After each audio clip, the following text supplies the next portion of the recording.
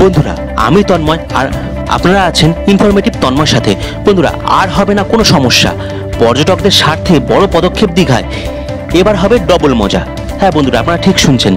দীঘা নামটা শুনলেই চোখের সামনে ভেসে ওঠে কিলোমিটারের উপর কিলোমিটার ধরে বিস্তৃত থাকা সমুদ্র। দীঘা নামটা শুনলেই মনটা সমুদ্র সমুদ্র করতে শুরু করে দেয় সকলে। বিশেষ করে যারা সমুদ্রপ্রেমী তাদের কাছে দীঘার একটা আলাদাই মাহাত্ম্য আছে। যাই হোক, আগামী দিনে আপনিও কি দীঘায় যাওয়ার পরিকল্পনা করছেন?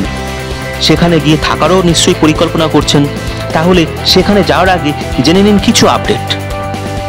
এমনিতেই পর্যটকদের কথা ভাবনা চিন্তা করে দীঘা নিয়ে একের পর এক সিদ্ধান্ত নিয়েই চলেছে প্রশাসন। সে হকার নির্মূল হোক কিংবা সমুদ্রের পাড় পরিষ্কার করা হোক, আমূল বদল ঘটাচ্ছে দীঘা প্রশাসন। কিছু বছর আগে অবধি দীঘায় ভ্রমণ এবং বর্তমান সময় দীঘায় ভ্রমণের মধ্যে আকাশ পাতাল তফাৎ রয়েছে। যাই হোক, এবার দীঘা ভ্রমণ করা পর্যটকদের কাছে আরও চমকপ্রদ হতে চলেছে। পর্যটকরা দীঘায় যাতে আরও আরাম করে ঘুরে বেড়াতে পারেন তার জন্য প্রশাসন হকার উচ্ছেদের পথে হাঁটল।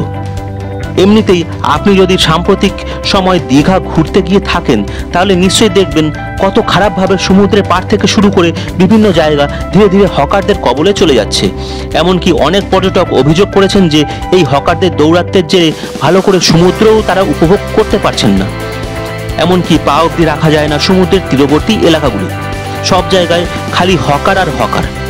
এদিকে পর্যটকদের ভুরি ভুরি এই অভিযোগের ভিত্তিতে দীঘা সমুদ্র তীরবর্তী জায়গা থেকে হকারদের উচ্ছেদের সিদ্ধান্ত নিয়েছে প্রশাসন। ইতিমধ্যে কাজও অবধি শুরু হয়ে গিয়েছে বলে জানা যাচ্ছে। এদিকে একদিকে যেমন এই ধরনের সিদ্ধান্তের ফলে পর্যটকদের মধ্যে খুশির হাওয়া বইছে, অন্যদিকে হকারদের মাথায় চিন্তার ভাঁজ ভেঙে পড়েছে স্বাভাবিকভাবে।